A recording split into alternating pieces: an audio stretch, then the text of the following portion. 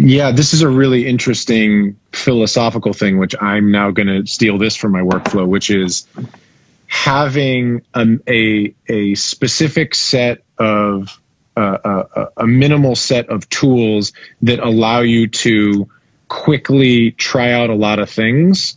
So something like, just having a Pro Q3, which can do a whole bunch of different things, boosting and cutting and frequency specific things and de-essing and whatever. But then when you use it and you go, okay, this does need a little de-ess and a little bit of boost in 600, then you go get the de-esser that you want and go use Spectre or something like that to boost it. But you don't have to then actually get out the de-esser and Spectre and all that to just try it. That's every move. That's fucking great. That's my game. That's great. This is like the whoever asks about what's the best workflow thing for 2021, it's going to be this. It's going to be this. We talk about it a lot, but I have 10 plugins that I use. Yep. And I use two of them to do these broad strokes. One of which is the Pro Q3, and the other is the Faraday limiter from Goodhertz. Yep. If I want to see how much I can get, if I want to break apart a sound and see how much I can get out of it, I just take the threshold on the Faraday limiter and I bring it all the way down, and I just see what's in there. I don't leave it there. I mean, sometimes I do, but I don't leave it there. But I just see what's in there, and then I go, oh, okay, cool. Well, I can get this out of that. Then I don't need it in this other sound. And then that's how I listen to my arrangements. But I use those two tools. Let's break that down slowly real quick for the people in the back, as they say. By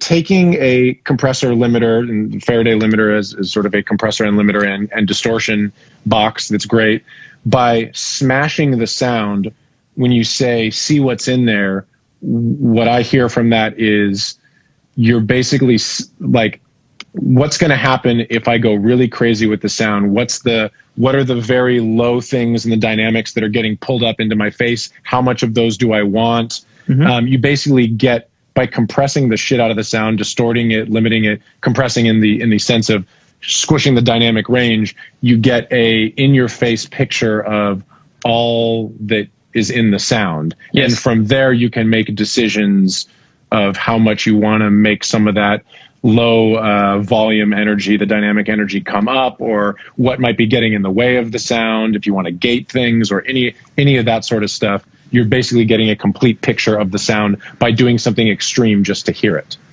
Yeah, I mean, you want to fast sear the meat, or you want to slow cook it. You got to know what's in there and what you can get out of it, right? So 53 minutes. We got a food reference. This is the longest it's ever taken. That's the longest it's taken. But that's the whole thing, right? So the whole concept is what is in there, right? So if you have a session that has 20, this has happened, 20 synths doing the same part, which is referred to in some world as the same MIDI. Use the same MIDI and you bounce it through 20 sounds, and it's also known as a mess. A mess. Theoretically, you're going to go through all of them, and it's a workflow thing. Let's just get the same profit. Let's get all the presets and whatever, and then you're going to go through and see which one sounds the best. Yeah. If there is 20 doing the same thing, I bet you only need one, maybe two, right? Yeah. So that's where this kind of started, which is like, okay, well, why is this super buzzy one in there? Oh, you didn't know how to get the high end out of this? Well, I can get that with an exciter. So I'm going to mute this one now, and I'm going to have a clear version of one sound that sounds like your 20 without all the phasing issues that make it sound like it's in the background somewhere instead of an actual part. Prince didn't layer 20 sounds, and his shit sounds bigger than everybody. So, it's one sound doing the part, but it's full spectrum. Yeah. So the idea behind this is, how do I make every sound full spectrum? And then by doing that, you're going to realize that not every sound in the mix is going to fit on a lot of these overproduced records. But that's okay, because no one's going to miss it if you're giving that the full spectrum that they were getting out of multiple layers out of one, right? It's very rare that I have multiple kicks in a mix at this point when someone gives me 3. It's very rare. I just listen to what they created out of 3, and I can make it out of obviously the first kick that they chose. You can tell it's the first kick because it's doing most of the job. But then there are other engineering sound design tricks that you can use to get them to do what they're doing. So that's been a 10-year workflow for me, which is break shit apart and see what's in it. That's not a new thing. I'm just finding a bit more sharper tools in the shed. You're refining.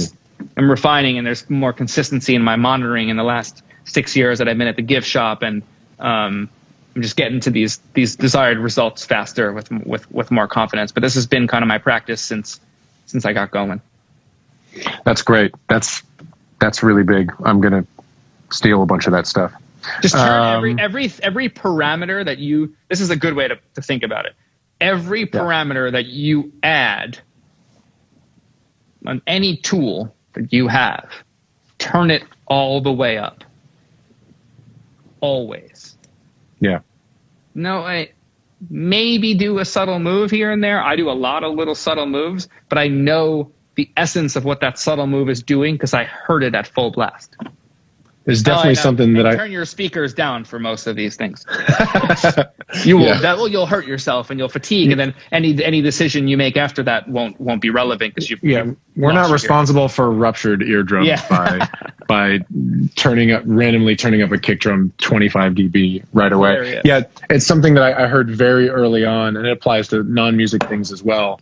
Although I guess it's mostly maybe it doesn't. I don't know, but the idea of if you want to make an EQ move, if you want to boost a little high end, boost way more than you think, and then bring it back down so you know what's happening. Because it's like a little more. No, go here and then bring it down. I do that with tempo as well when writing songs. It's like it should come up like 1 BPM. It's like I'm going to turn it up 5, and we're going to listen to it uncomfortably fast, and then bring it back down. Or I'm going to turn it up 10, and then bring it back down. That's a big part of this process.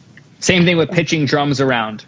Go far, go down 4 on a kick where it's floppy and doesn't sound like anything, and then bring it back up one by one. If you're pretty sure that the way it was delivered is not at the right pitch, go down too far. Yeah, you want to because if you're trying to get more of something, you want to know where too far is, so then you know what range you're in. That's what it is. It's really audio chemistry, right? You got to get the thing to explode and go too far before you understand where it actually has its equilibrium. We have to break things.